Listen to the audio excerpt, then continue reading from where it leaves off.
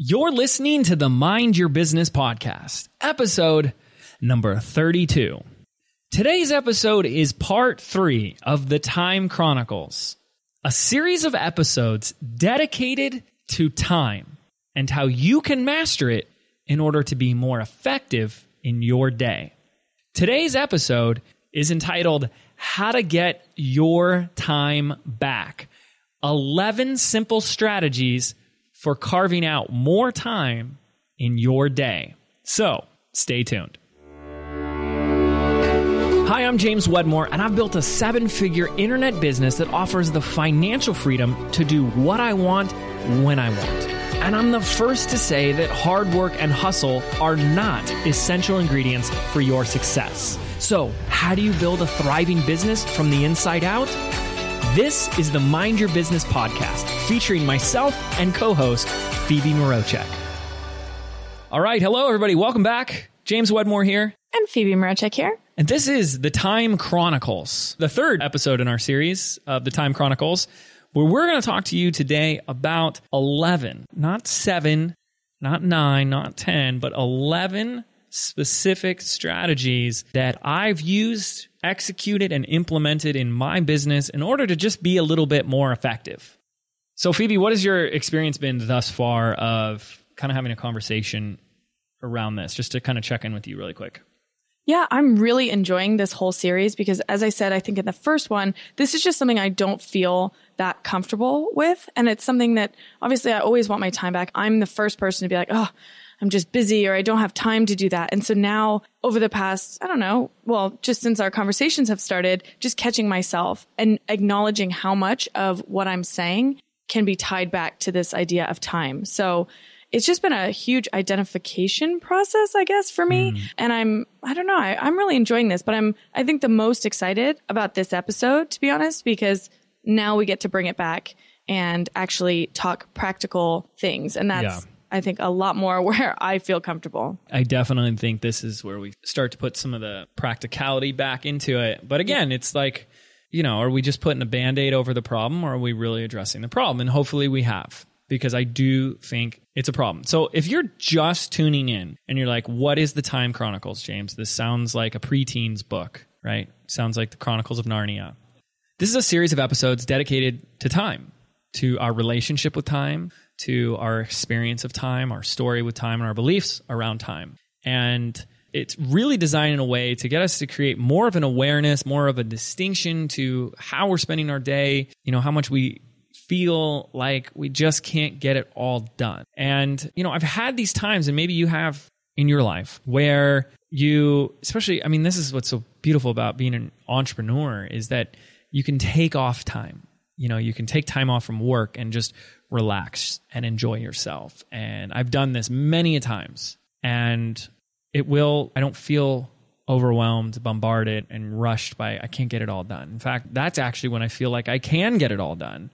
There's so many fascinating things that I think are counterintuitive. And so for a lot of people, most of us, are trying to kind of figure this out logically. Well, that makes sense, or that doesn't make sense. And I really just want to continue to invite people to have an open mind, because I think a lot of this might sound kind of counterintuitive, especially some of this stuff today that we'll jump into. So one example of this is that people will say they're overwhelmed by their email inbox. So what do you do when you're overwhelmed by your email inbox? Most people go and they spend a couple hours or a couple days just tackling their email. And what they don't realize is that tackling your email just creates more email. And I think it's the same for work. Work creates work. It really does. The more output, the more stuff you got, let me just get this all off my plate. So the more you do that, it can just create more work, right? Just like when you're like, let me reply to this email. Well, all of a sudden, an hour later, they've replied back. So you're right back where you were. On the flip side, though, I would say I'm not the person who's going to sit down on a Saturday and tackle my email. I am the person who's like, well, I'll just deal with it another time. And then that creates a lot of anxiety as well. So there's kind of that middle ground, I think, that we're trying to zero in on. Well, I guess what I'm trying to get at here is that people are trying to combat busyness with work, right? Just like you got the headache, you pop the Advil. People have the I'm so busy, so they pop I'll work more as the pill. And I believe that working more just creates more work. Does that make sense? Yes. Interesting. I don't know. Maybe it does, maybe it doesn't, but that's something I've definitely had an experience of because I took the entire week off before my wedding. I've taken this entire week off after the wedding. And like the inbox, I watch the inbox, my personal email inbox as like an indicator of like how busy everything is. And like, it hasn't moved. It really has not moved. There is not this like, oh my gosh, there's all these things I gotta do. Right? So I do feel like work creates work. So be mindful of that. That's something to think about. And it's really the perfect segue, not the vehicle, but the transition to our first of 11 strategies that's designed to help you get your time back. Now, the thing is, our goal with this episode, the goal with this series is not to get you to necessarily be busier, be more productive, and just get more done. I think we need to kind of give up the idea of this like a checked off to-do list is like this badge of honor. Look at how much I did. Why? Why is that still something that is so important to us that we have to be able to get more done? Let's just focus on results. It should be result-oriented work. And so that's kind of the mood I'm going to kind of come from, okay? So instead of looking at how can I get the most done, how can I be the most productive, let's look at it from what are the most results that I can obtain results. And so like we really have to sit there and define results with the least amount of effort, output, or energy. That to me is success, by the way. Getting the results that you want. What are the results that you want? Most people don't even know. And doing that with the least amount of effort, output, and energy as possible. So that's today's episode. Let's look at number 1, which is spend more time playing, planning, and daydreaming. So there's a great quote that I love from the Abraham-Hicks crew that we reference all the time. It says, leverage your time by spending a little more time every day imagining and a lot less time every day doing. Do a little more imagining and a little less doing until eventually most of what's happening is happening in the cool, calm, anticipatory state. Just imagine yourself into the successes and watch what happens. Imagine a little more and act a little less. So I love that one. And I think it's really important, kind of alluding to what you said earlier, but a lot of people don't really realize what they actually want. So I think getting clear, a lot of, and I know we talked about this in a previous episode, but a lot of like, how do you want to feel? And I think that, you know, when I am going to the park and sitting in the park and journaling, that's a lot of what I'm doing is like, how do I want to feel? What do I want? What's important to me? Yes, absolutely. And that's part of playing. And I know there's, you know, we should probably do an entire episode dedicated to this, but there's a lot of people that start to feel guilty when they're not working, right? Like I should be working. I feel bad. I feel guilty. I feel like I'm here, but I'm not really here. And what we really want to say is like, no, we put this on our list as like one of the 11 things you should be doing to get your time back. And that this is part of the work. If you are a creator, if you're an influencer, if you're the leader in your business, you need to be doing these things that recharge you, inspire creativity. And another quote from the Abraham-Hicks crew is reduce your workload by 30% and increase your fun load by 30%, and you will increase your revenues by 100%. That's a bold statement, right? But I love it. And you will increase your productivity by 10,000%, if there could be such a percentage. More fun, less struggle, more results on all fronts. It's very counterintuitive, isn't it? Totally. And I think that Chris talked in our meditation episode, he talked about that a lot, which is like just taking yourself out of the experience that you're having now just opens your mind up to a world of options or, you know, if for business, you know, solving problems or whatever it is, but creating those solutions once you've actually been taken out of it. Absolutely. Absolutely. And we even brought it up with Derek Halpern on the walking episode. I mean, walking is time away from the work, to daydream, to play, to vision, to imagine, to just think about, get excited about what it is that you are creating. And you don't plan once in January, right? You don't plan once, okay, there's my year, and you go back. No, you're constantly refining and remembering and re-envisioning your plan. You constantly bring it to the forefront of your mind. So step 1, as crazy as this sounds, work less. Prioritize playing, relaxing, and use that time too to plan. I was going for a walk yesterday on my mini moon at the Montage, and I'm sitting there just getting excited about some of the things that I'm excited about creating and what we're up to. That's working. That's what I call work today. And we've done these mini vacations where I'll take a week off and I won't do anything. We've had 2 weeks where I haven't done anything because of the wedding. And this is where I'm recharged. I get more creativity, more ideas. And it's such a priority that we wanted to put it as the first one here, the first of 11, is to take more of that time guilt-free and just play. Okay, strategy number 2. Number 2 is to get clear on your one thing and do that first. So this comes from the book that we mentioned, The One Thing by Gary Keller. And, Tony Robbins says, I love this quote, it says, the quality of your life is determined by the quality of questions you ask. So what if you could just ask yourself this one question daily, weekly, monthly, and annually? And the question is, what's the one thing you could do such that by doing it, everything else will be easier or unnecessary? Now imagine if you could ask yourself that question every single day. What's the one thing that you could do that would make everything else easier or unnecessary? And do that thing first in your day. So my invitation to you is to try that for 1 week and see what happens. And if you have a team, even if it's just an assistant, one part-time employee, to encourage them to do the same thing or do it with them and kind of coach them through it. They might not be able to answer it as well as you could for them. So do it with them and see what happens. Because really this is about prioritization, which we'll talk a little bit more about this. But this is truly about developing the skill of prioritizing what is important.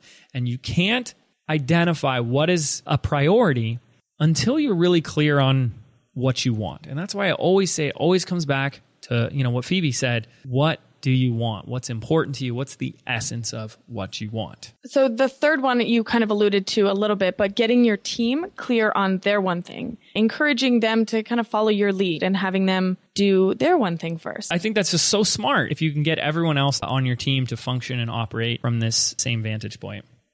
Okay. And then the fourth one is drop everything that isn't important. So this is something I know I certainly struggle with this because everything at a certain point seems to be important. But that's why when you have this one thing, you can really nail down what the important tasks are. And I know that inside the book, The One Thing, he talks about concentrate on the one thing that stands between you and your goals. And I think that if you can focus on that, then your to-do list becomes a lot shorter and a lot more filled with important tasks. Yeah, as we talked about in the previous Time Chronicles episode, you really want to look at, are we just doing things to stay busy? Are we just doing things because we feel like we're supposed to be working this many hours? And so one of the things that you can do, because it's the hardest thing to do, but saying no is really one of the secrets to getting more time. And so if you could sit there and look at all these other things on your to-do list, all these things that need to get done or you feel like need to get done, and just say, well, what is the cost in doing this? What is the opportunity cost in doing this? How much time is this going to take? How much energy is this going to take? What is this going to take me away from? You can start to see, is this something that, okay, is this going to take just a little bit of my time, or is this really going to be taking away from what I really need to be doing? And to just start to get a little better at saying no is going to help tremendously. That was a huge light bulb moment for me, especially recently. I was approached by someone who wanted me to work with them. And I was like, oh, maybe. I was kind of toying around with it. And then I realized, even if it was, let's say, 30 hours, those 30 hours, where do I really want to spend my time? And how could that 20 hours be spent somewhere else doing something that I really want to do? Whereas this was like, definitely did not excite me. So yeah. I love that you brought that up. I think that's a really good point. And then if you can't drop it or say no or delete it off the to-do list, that takes us to strategy number 5, which is let go. And what we're talking about here is outsourcing and delegating. And we have an entire episode on the podcast dedicated to outsourcing, the effective mindset to have when you outsource. But, it comes from this whole attitude of, I have to do it all myself. I don't have the money to outsource. It's faster if I do it myself. And it really is just total BS. Limiting belief. We talked about that in episode 30, that we have a lot of these limiting beliefs that get us to say that we have to be doing these assignments. And what you realize is that a lot of these are tasks that are $10 an hour type tasks. In other words, somebody who you could pay $10 or less to be doing them, and they could do them just as well, sometimes better than us. Yet we have goals. We have revenue goals that yield more money than what you could make at $10 an hour working full time. So it just doesn't even make sense, right? And so this is an encouragement, an invitation to really start to let go of some of the things on your list, to outsource them, and to see, if you're coming from a place like we talked about in episode 30 of, I'm the only one that can be doing this, no one else can do this as well as me, is that that's poor business practice. And that there is a way that you can either find and train the right talent or systematize it and create a process for it so that anybody could do it. Because it is possible. Everything really can be outsourced other than like you being on a video camera or you being on stage, right? And the beautiful thing is those are the things that are in the 5%. The 5% of activities that are generating 95% of the revenue. If you being on a webinar closing sales can't be outsourced, well, at least that's bringing in revenue for you. So you don't need to outsource that necessarily. Okay, so that's number 5. Let's look at strategy number 6. And this is really important because this comes back to something we mentioned in one of the previous episodes in the Time Chronicles called Parkinsons Law. So Parkinsons Law is that philosophy that work expands to fill the time available for its completion. So when we talk about this, we're saying that, when you allow yourself, I know that you gave an example of the writing the thank you card and how the busy CEO can get it done in 5 minutes, but the grandmother or the grandfather takes all day. And so I know that when I actually budget specific time for things, it obviously expands to the size that I allow it to. So allowing yourself to really fill your day or your week with these fun activities or activities that are not business related and not feeling guilty about that. So actually, for me, what works is I actually put it into my calendar and I block off certain amounts of time where I'm going to go for a walk and not feel guilty about it because I know that I want that activity to fill up that hour's worth of time in my day. Yeah, I find just things like, scheduling dinner with Chelsea or a movie with Chelsea, getting reservations or buying movie tickets. It's like, okay, I've got to get these things done and I got to be done by 5:00. Creating that time constraint really allows me to prioritize and stay productive and work within a concentrated constraint of time, which if you didn't have that, you would be spending more time and probably not be working as effectively. And so I think that's important. And so I think the other thing you want to do is look at the things, kind of what Phoebe's talking about, that is important to your life. So if you had all the money in the world and if you had all the time in the world, well, what would you do with your time? And schedule those times, not just a walk or not just dinner, but are there hobbies that you do or other activities or adventures or things that you want to do? Start scheduling that in now. I'm restoring an old 1974 VW thing, an old Volkswagen Type 181. It's an old ugly car. And so I'll say okay, on Friday I'm done at noon. I'm going to go work on the car at noon. Or during the week, it's starting at 4:00, right? And that's something I want to have in my life as a hobby. It's not in the calendar, I don't necessarily go that far, but I literally will make a decision that day, be like, I want to work on the car today, so I'm going to get this all done by a certain amount of time. And so we can start to do that because if we don't, according to Parkinsons Law, if we have all day to work, 9 a.m. till 9 p.m., then it's going to take all day. That's basically what that says. So we can choose a better way. Now, strategy number 7. Oh my gosh, this is deserving of its own episode as well, but this is communication. So much time, effort, and energy is lost in communication. So we want to talk about this for just a second here. This is huge. And there's a quote that I absolutely love. It is one of my favorite quotes, and it's what helped me to really step into being a better leader, a more effective communicator. And the quote goes, "When a flower doesn't bloom, you don't blame the flower, you blame the environment in which it grows." I believe that is one of the most profound quotes that I've ever heard in my life. Because it is human nature that when someone is late, that someone messes up an assignment or makes a mistake, that we make that a character default of that person. We literally identify that person as that such behavior. We say, that person's late. That person makes mistakes. That person is sloppy. That person is slow. That person is whatever. We identify the habit as a literal characteristic trait, an identity of who that person is.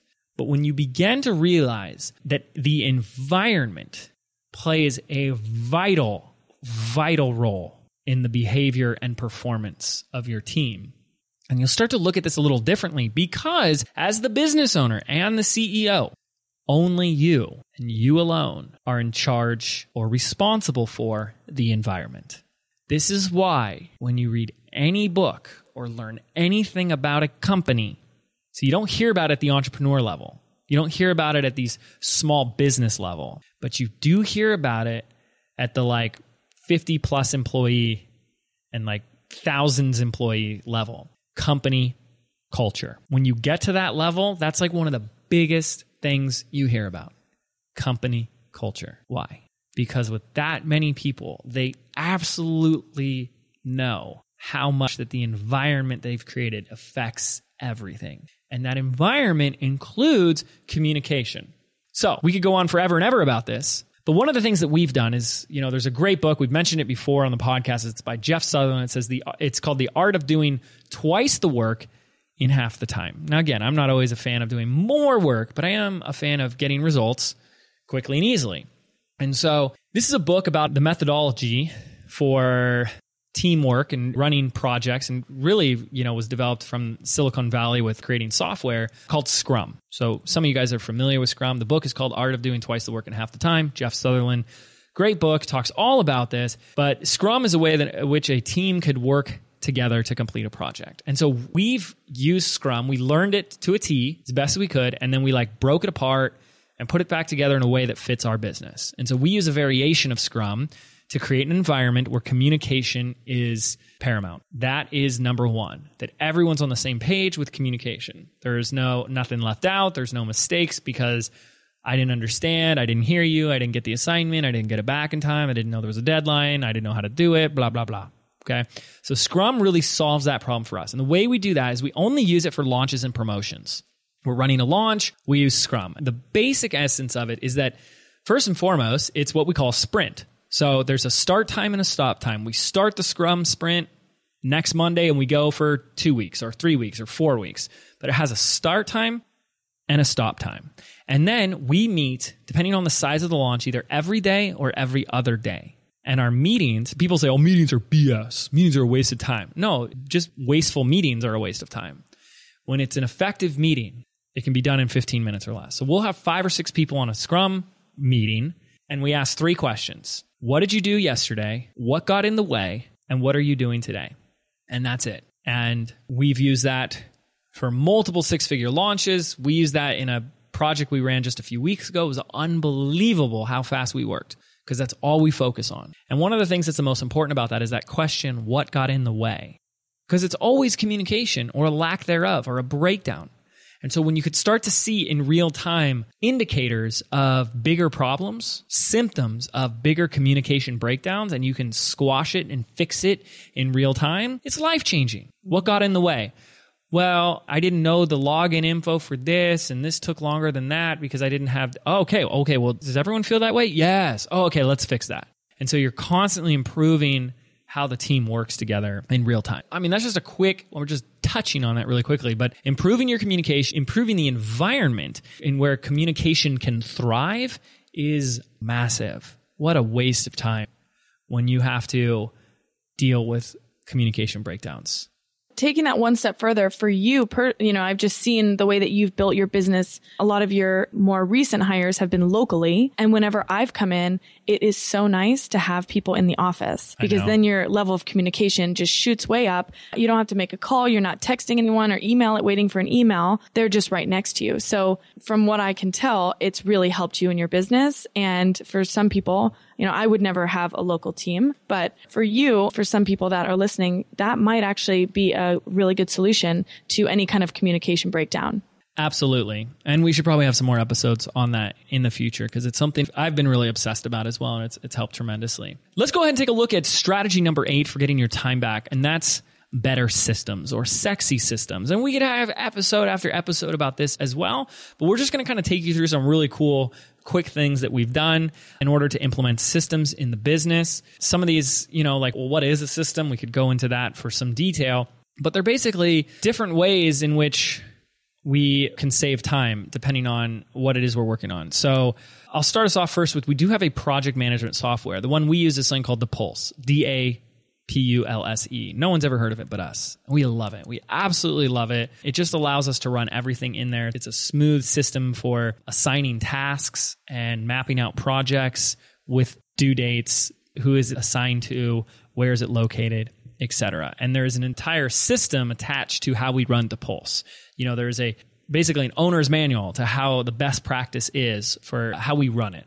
Okay, so, but having a project management software is pretty essential if you have more than just yourself working in the business. You're going to need something, whether it's Asana, Basecamp, I think Teamwork is another one, but we use one called The Pulse. I love it. Yep. But there's all kinds of other pieces of software that we can use. And so we could just list out a myriad of different things here. But I think a lot of where we find time being wasted is when you're working with a team. So here's this kind of catch-22 that we're in. It's like, you want to go faster. You want to get it all done. Stop doing the things that you shouldn't be doing. Delegate, outsource.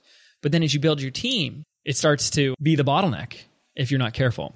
And it's okay. It just means you need to have systems in place for that. So one example of a system is we use a piece of software that I absolutely love called LastPass. Mm-hmm. And LastPass is simply a piece of software that allows people to have access on your team to password protected sites without actually giving them the password. And so the number one reason why we love this is if we had to let somebody go, whether they're done with their work, the contract has ended, or we fired them, or they've quit, I don't need to write down a list of 50 websites that they have access to and then go in and manually change the password, which would take 3.5 hours minimum. And then I'd forget one. You literally just go into LastPass and just say delete user. Mm-hmm. So amazing. But we've had so many examples of things like this kept coming up on our Scrum calls where people would say I couldn't get the password to that. What's the password to that? Oh, did someone change the password? I need this. And with LastPass, it solves all of that. Everyone has access to it. Such a pain. Oh my gosh. Yeah.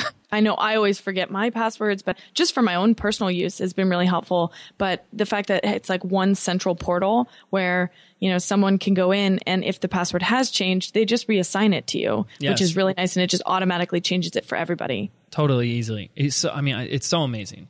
That's probably one of the few on here that not everyone's heard of, but most people have.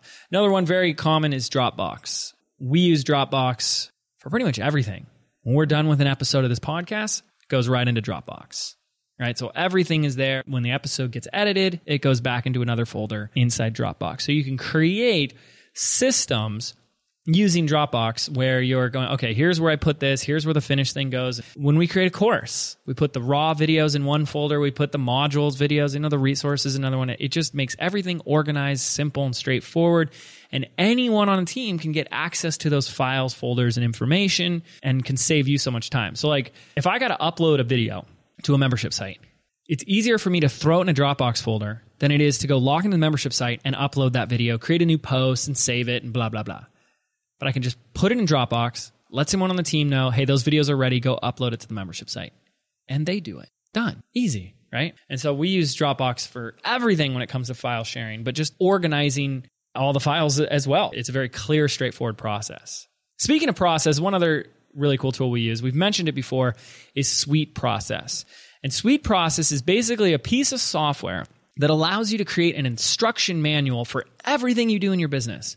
Holy cow, it takes a while, but when you sit down and start to create what I call the Lego instruction manual for different things that are done on a continual basis in your business, it's life-changing. So we have a process for when we want to create a go-to webinar event. We have a process when you want to create a new product in Samcart or a new offer in Samcart. All of these processes are laid out. And we can have a virtual assistant in the Philippines for $2 an hour. Just open up the process, get access to LastPass, and follow the steps. And so our job becomes as simple as saying, hey, princess, which is one of our virtual assistants, here's the process. Can you go do this? And then it's done and it's completed.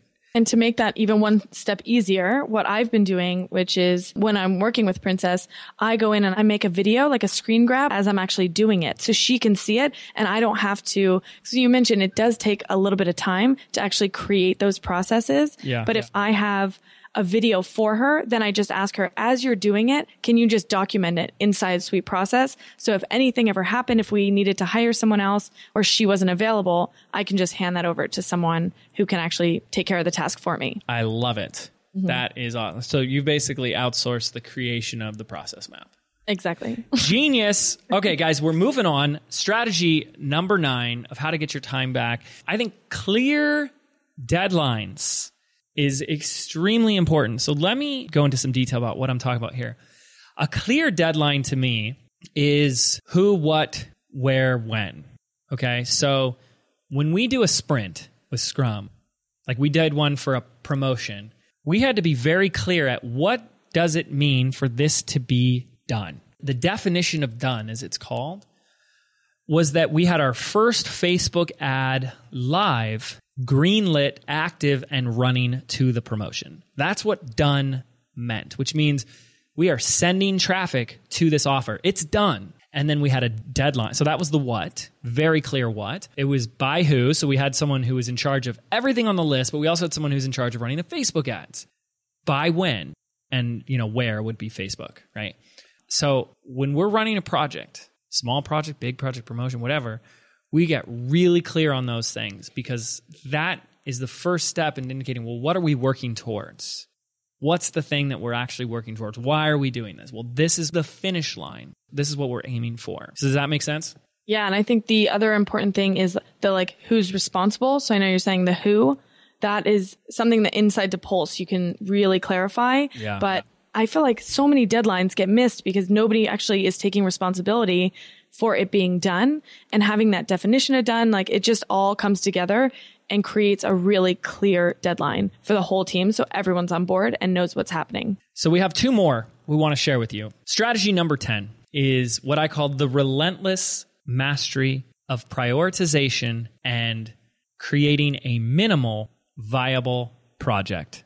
And we kind of talked about this. We talked about prioritization a little bit in number 2 about getting clear on the one thing to do first. However, I like this idea of a minimal viable project. And what I mean by this is not just prioritizing what needs to be done first today. Like let's say you're doing a launch, you're in a project, you're in a promotion, and you're going, okay, what's the most important thing we have to do first today? But then also looking at everything else on the to-do list and truly asking, do we need to do this? So we just did a 2-week sprint on a project or a promotion we're doing.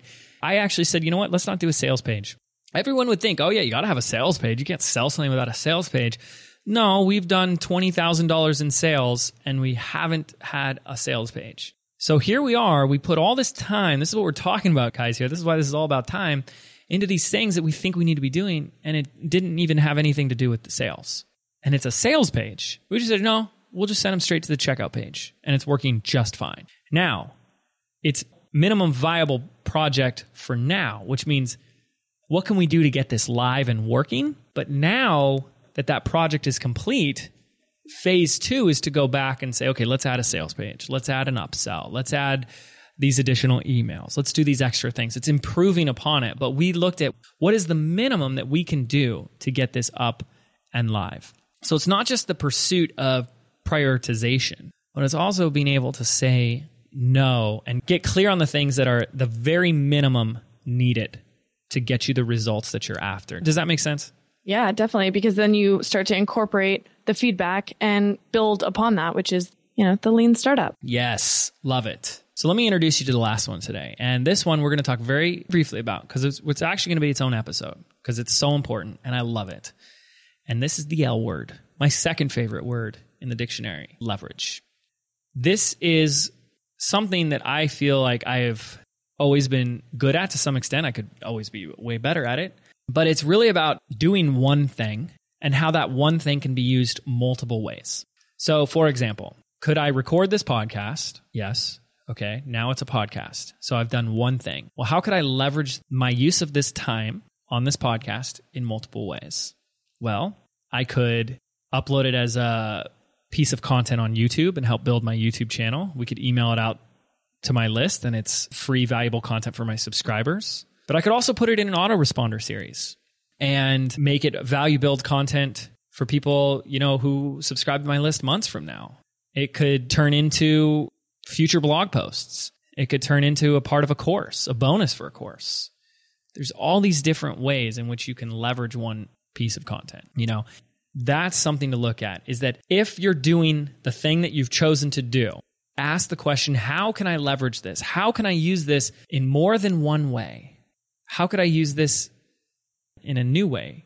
What's another opportunity, another way that I could get results from this activity or action item? So we have an entire episode dedicated to the power of leverage. And I'm going to give you some really cool examples to get you to start thinking about how we can be working less but have more impact with the things that we're actually spending our time on. And I think you're going to really, really enjoy that. So let's do a quick recap of 11 strategies. You could just pick one. By implementing these practices, these strategies, and these habits, you can start to see a significant amount of time back in your day. So number one is to get clear on what you want, what's important to you, how you want to feel. That goes back to spend more time playing, planning, and daydreaming. The second one is get clear on your one thing. So we talked about the book, The One Thing, and making sure that that is what you do first in your day, in your week, whatever that looks like for you. Number 3 is to get your team clear. So allow them to follow your lead. So getting them clear on their one thing and having them incorporate that into their daily processes. Number 4 is to drop everything that is not important. I think that one, I can leave that one where it is because it's pretty self-explanatory.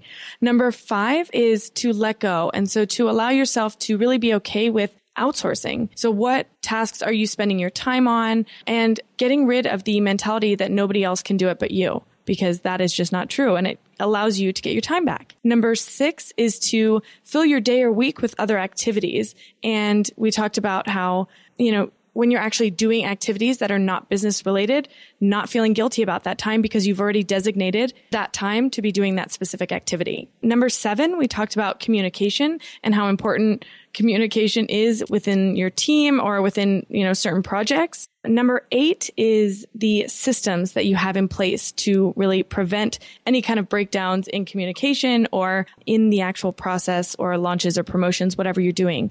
And so we had mentioned Depulse being our project management software, LastPass for passwords, Dropbox for sharing different files or videos, and Sweet Process for actually documenting the different processes that go into your business.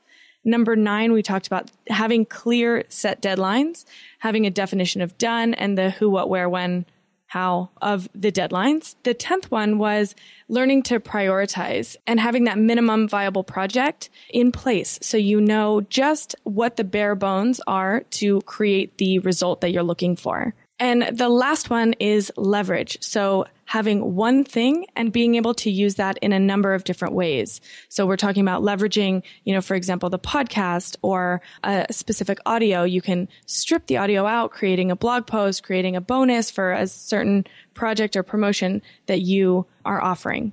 So those are the 11 things that James and I have incorporated to get our time back. So we would like to invite you to just choose one, choose a couple, and try them on, see how that goes for you so that you can get the best results possible with the least amount of effort or output or energy.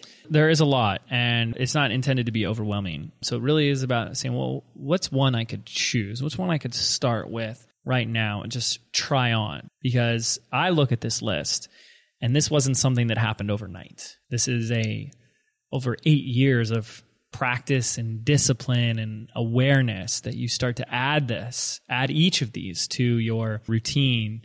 It would be impossible for anybody to just put all these on. Some of you are like, oh, I got some of these, I'm doing some of this, and some of these are way off, but just pick one and go with it. And as you'll see, some of these we've talked about already deeper. We've talked about things like outsourcing and delegating and creating a better mindset for being the CEO in your business. And we'll have more episodes in the future about some of these. But coming up next, our next episode will be all on the topic of leverage. How to have the time you spend on one thing have a residual impact on the results that you create in your business. How you do it once and have something create multiple results for you gets me very excited. That is, to me, one of the most powerful ways that we can be in the driver's seat of our time, of this thing that we call our relationship with time. So I hope you've enjoyed our episodes, our series so far in the Time Chronicles. If you have, then we would both love if you would leave us a review over on iTunes.